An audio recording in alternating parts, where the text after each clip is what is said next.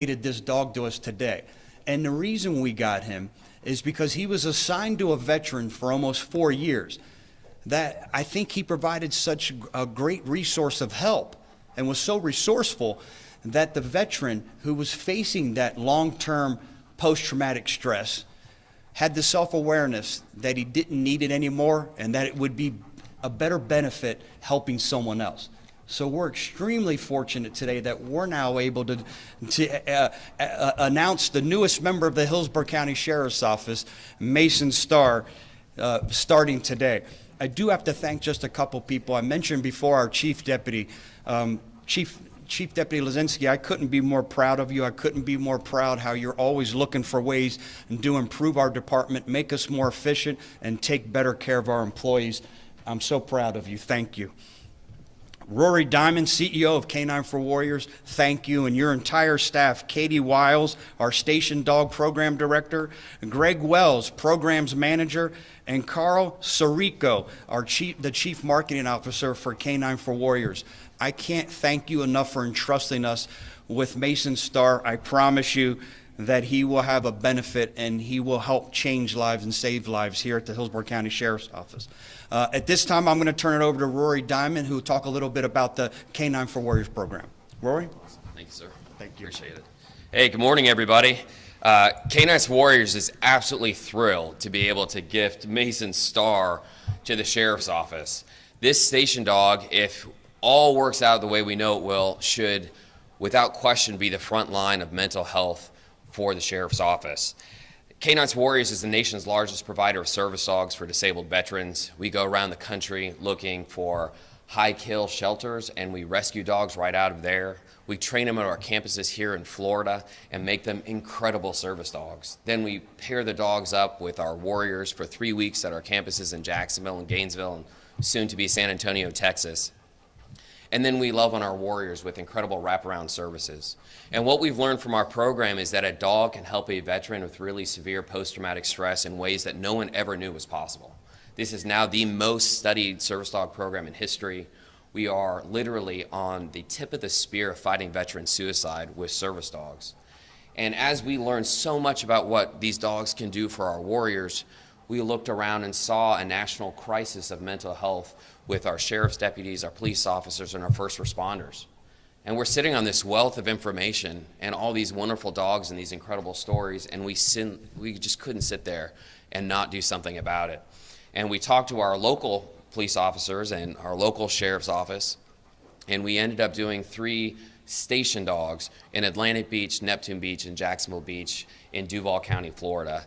And from that, this station dog program has been born. If you think about a veteran who goes off and serves multiple deployments, they get this very severe post-traumatic stress when they come home, and then they essentially retire. Their fighting is done. A police officer or sheriff's deputy is going to have a 10, 15, 20, 25, even 30-year career. And every single day you've got trauma. Every single day you have hypervigilance. And many of the same things a Marine was seeing in Fallujah, a police officer or sheriff's deputy seeing every single day, 5 days a week. That's what we call cumulative post-traumatic stress, where it's little bits at a time, which then creates a mental health problem. Now, the sheriff has done everything I would ask somebody to do to help his employees get through that, which is peer-to-peer networks, yoga, nutrition, all these wonderful things. But the last piece of the puzzle is going to be this incredible 4-legged miracle who will love on every single person who comes anywhere near him. So just think about this. A beat officer goes out, 8-hour shift, sees whatever they see, hypervigilant, and gets to come home and see this dog and love on him and pet him. That's exactly what we're looking for. If that's all Mason Starr did, we would be winning. But he'll be in dispatch. He'll be able to see victims, witnesses, people working in admin. Anybody who is encountering stress is going to see this wonderful dog, and hopefully life will get better. So we're thrilled about it. My dog looks just like Mason, so I could easily confuse them, although he is much better trained. He's just had a 4-hour drive, so he's a little jacked up right now, but he's incredibly well trained. We've even trained him for the Ybor City chickens, so he is now chicken resistant and will not run after them. I won't tell you how I know there's chickens in Ybor City. But we're super excited, and I would love to be able to introduce Greg Wells and Mason so that you can actually see this four-legged awesome dog in person. Come on up, Mr. Bray. Say and spell your first. Oh, certainly. It's Rory, R-O-R-Y, Diamond, D-I-A-M-O-N-D, CEO of Canines Warriors. Thank you.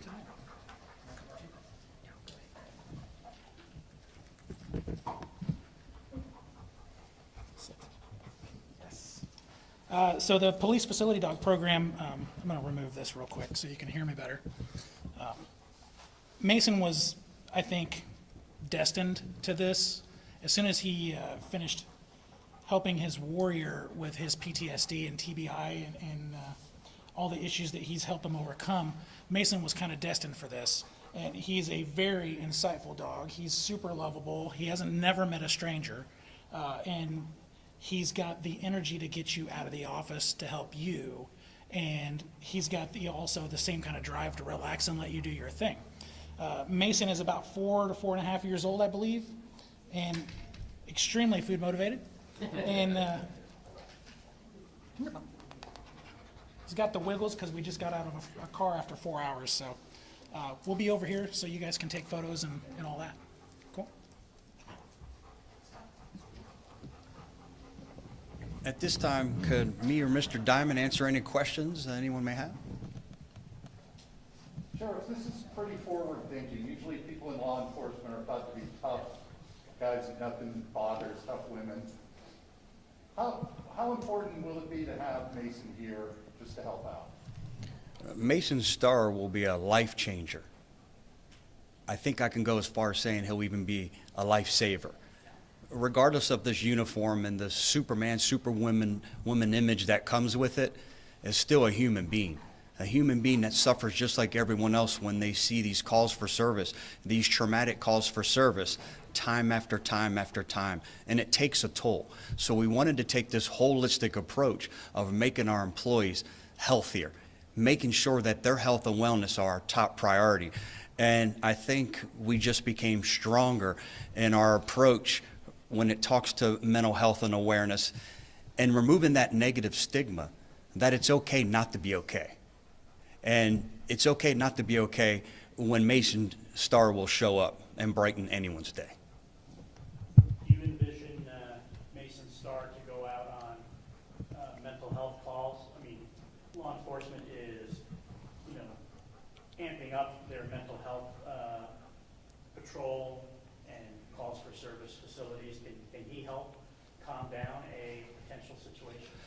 We'll certainly look into that. That's a possibility. I think with Mason Starr, to be honest with you, the possibilities are endless. Where doesn't he fit in? Where can't he be beneficial? We just have to make sure that his safety is always a top priority, and we'll have to make that determination. But our behavioral resources unit, that's split up into 5 districts, and each of them now have a mental health counselor, a civilian that goes along to help deal with these calls for service, and especially when we identify those individuals who are the high utilizers of the Baker Act, to go out and be proactive. That's what we're trying to be, is not just proactive in the community when it comes to mental health and the trauma that comes along with it, but in our own sheriff's office, the 4,000 employees. So this is another proactive approach and step in keeping our employees healthy. Down the road, can you see dogs like this as standard, almost police issue?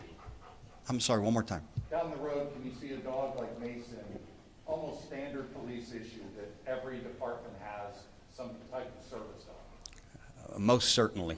I don't think when you talk to mitigating mental health, I don't think there's a bad idea.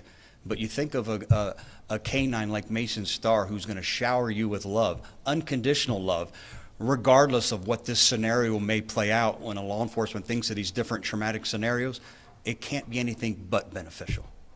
Is he staying at your house when he's not working? That's a great question. It's actually staying at the chief deputy's house here for the week, and she has 2 other small puppies, and we keep joking that he's going to have to go to remedial training after he's laying on the couch, watching TV at night. But in all seriousness, she's agreed to help get him acclimated in the office. And extremely excited again to see the benefit I have. But as we sit here and joke, he's on a very strict diet. It's very strict what he's fed, how he's treated, and he has a strict regimen. He is a service dog, so he has to stay within those protocols, again, to be able to be the dog that he needs to be. He goes home nightly or weekends? He will go home for the first week to help get settled in, but then he will be going up to the comm center again to transition from home into our sheriff's office.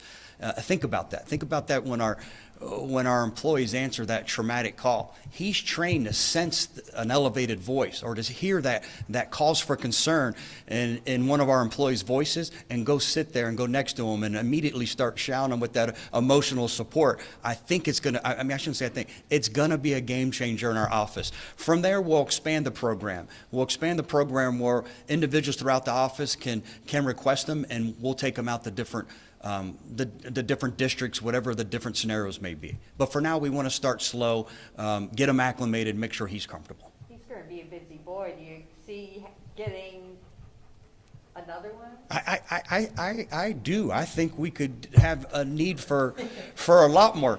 Here's the problem, and me and Mr. Diamond were talking about this earlier. They're booked up for dogs till 2025. The need outweighs the resource. So we were very fortunate. When I sit here and tell you how blessed we are that we were the ones chosen to get Mason and to benefit from the emotional support that he will provide, we're extremely fortunate. They have almost a 5-year waiting list, and we were able to get this puppy. Would I like to make a donation and jump on a waiting list? Absolutely. What number canine is this for your department? We have 26, so this will be 27. Yeah, 26. How long have you guys had him? That you've been working with them and training them a little for you guys. You're talking about Mason? Uh-huh. He's already trained. That's the phenomenon of this charitable organization. He's received this vigorous training. And Rory was kind of joking, but they even took him down to Ybor to make sure, or I shouldn't say take him, took him in scenarios where he would be around chickens, so we wouldn't have to worry about him dragging the chief deputy or anyone else out on one of his daily walks to go chase the chickens and the roosters down in Ybor City or wherever else. He's acclimated. He's ready to go. We just need to get him settled into the office. But his training has been complete. He's been doing this ever since he was born, ever since he was rescued. They don't, I think another great phenomenon is they don't go breed dogs for service, they rescue dogs. So how phenomenal is that they take these rescue dogs that may be put down, and now they're here changing and saving lives. I mean, just absolutely what an incredible day. Rory, can you tell us how many dogs you've given Excited away? about this? I'm sorry? Do you know if any employees are excited about Mason coming on board? I think they're extremely excited. We just put it out. Our peer support team, the chief deputy and I were over there this morning. They had their annual training. It's 44 individuals who, besides their primary job responsibility, they go out there. Our employees who may lose a family member, our employee who may be lost in the line of duty or lost from whatever reason. And they're extremely excited that they may be somewhere. Imagine one of our employees suffering from some type of loss, and here comes Mason Starr to the rescue. So they're extremely excited. I don't think anyone more excited than our chief deputy, but we have some excited employees. Rory, can you tell us how many dogs you've given or gifted to law enforcement agencies?